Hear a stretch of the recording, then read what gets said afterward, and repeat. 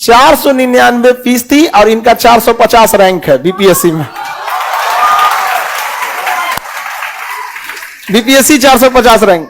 Municipal executive officer MEO, समझ में आ गया कि नहीं गया? एमईओ का पोस्ट है यहाँ पे। तो बढ़िया से मेहनत की। इससे पहले ये जॉब में एक और सिलेक्शन ले ली रेलवे में, उसकी ज्वाइनिंग पहले आ गई। और ये 67 इन लोग का नाम थोड़ा सा किस्मत कहिए, थोड़ा पता था कि बीपीएससी 67 को पता नहीं किसका नजर लगा हुआ था। अरे पीटी से लेके मेन से उसका इंटरव्यू एक बहुत फास्ट हुआ, बाकी हर चीज अटक गया था उनका। तो इस वजह से क्या हुआ ना कि ज्वाइनिंग पहले उसी का होना चाहिए था 67 बीपीएससी का, बट थोड़ा सा केस उसके चक्कर में पेपर वगैरह नहीं, आप लोग सुने होंगे 67 का कभी पेपर में, पीटी में ही उसका लफड़ा हो गया यहाँ पर, तो थोड़ा सा लेट हो गया। तो इन्होंने ज्वाइनिंग कर लिया। कहां पे ज्वाइनिंग थी आपके? आसनसोल में। अब वहां से रिज्वाइन करेंगे और यहां से ज्वाइनिंग, रीज्वाइन न्यू ज्वाइन, वहां होगा रीज्वाइन, यहां होगा न्यू ज्वाइन। समझ में गया? लीजिए आप लोग खुद से बात कीजिए, ठीक है? और आने वाले समय में आप लोग भी यहां आइए।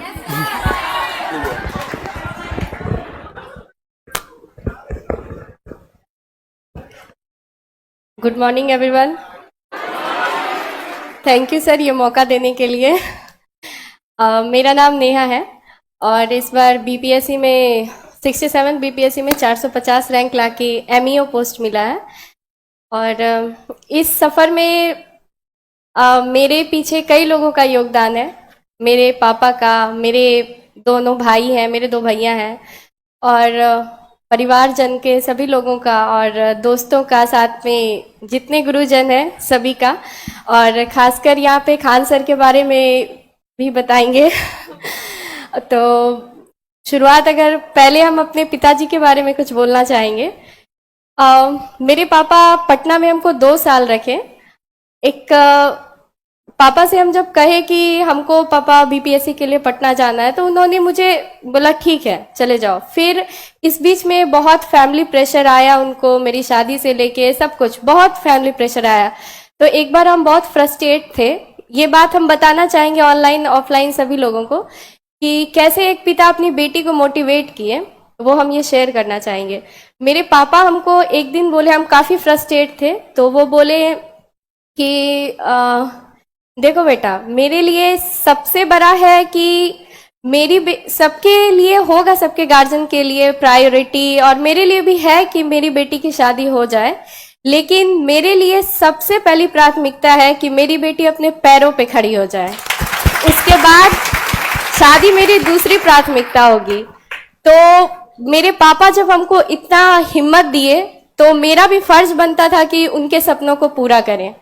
तो आज हम आप सभी से कहेंगे कि अगर आपके पापा आपको यहाँ भेजे, आपके परिवार यहाँ भेजे हैं, तो उनके सपनों को जरूर पूरा कीजिए। आप ईमानदारी से मेहनत कीजिए तो आपका सिलेक्शन तय है कि होगा। और अभी तो इतना अच्छा फैकल्टी मिल रहा है, तो ये रहता तो शायद रैंक कुछ और होता।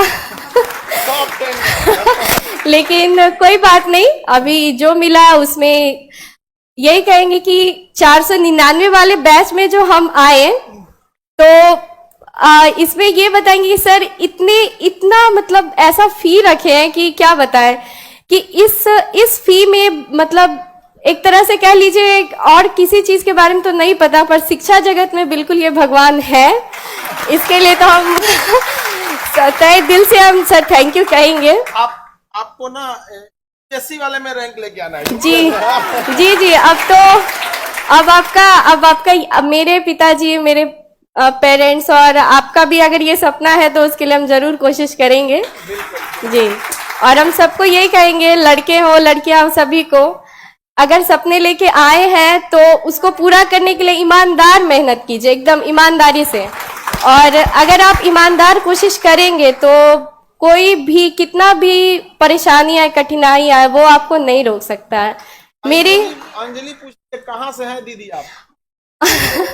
मेरा घर मुंगेर डिस्ट्रिक्ट में है, बरियारपुर मेरा गांव है। मुंगेर वाला है। जी। तो कहीं से भी हो, बस मेहनत कीजिए और तय है कि होगा। और परिवार लोग, फ्रेंड, फैमिली, सर लोग, सबका बहुत योगदान रहता है, सबकी बहुत उम्मीदें होती है आप पे। तो जब आप पूरा करते हैं, जैसे आज अधिकारी बने, तो मेरे पिताजी को जब वो खुशी के आंसू देखे तो वो मतलब काफी काफी अच्छा लगा। ऐसे कोई भी बेटी शायद अपने माँ बाप को रोते हुए नहीं देखना चाहेगी, पर उस दिन का आंसू मेरे लिए बहुत बहुत कीमती था। तो इसलिए कहेंगे आप लोग भी अपने माता पिता को ऐसी खुशी देने की का कोशिश करें। और सर भी आज बहुत खुश है मेरी सिलेक्शन से, तो हमको भी इस बात से बहुत खुशी हो रही है। सबको ऑल द बेस्ट। बढ़िया, ऐसे आप लोग को भी ऐसे मौका मिलते रहे। आप लोग भी देखिए कितना इतना ऐसे बच्चे जो पढ़ने आते थे कब इतने बड़े हो गए सब, कब इतना गंभीर बात बोलने लगे सब पता ही नहीं चला। सच बात है कि एक बच्चे चाहे लड़का हो या लड़की, वो कभी अपने माँ बाप के आंखों में आंसू नहीं देख सकता, लेकिन जो आंसू आपकी कामयाबी उनकी आंखों में लाती है ना, वो आप जरूर देख के आइए।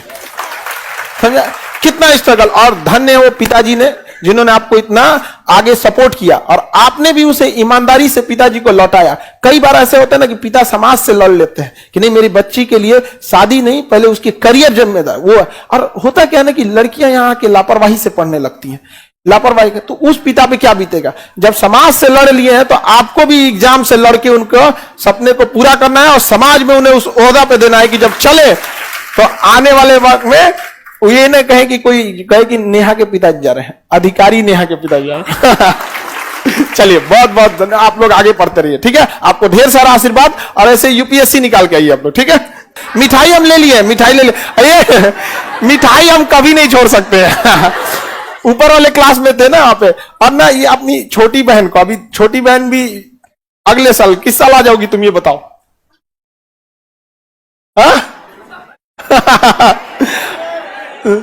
तुम्हारा जल्दी सिलेक्शन, बता 2 साल के अंदर। इसका छोटी बहन है, इसको भी यूपीएससी में नहीं लाया। हाँ अभी तुम वहीं रहोगी, जब सिलेक्शन आने के बाद तुम्हें यहां आना, ये बताओ।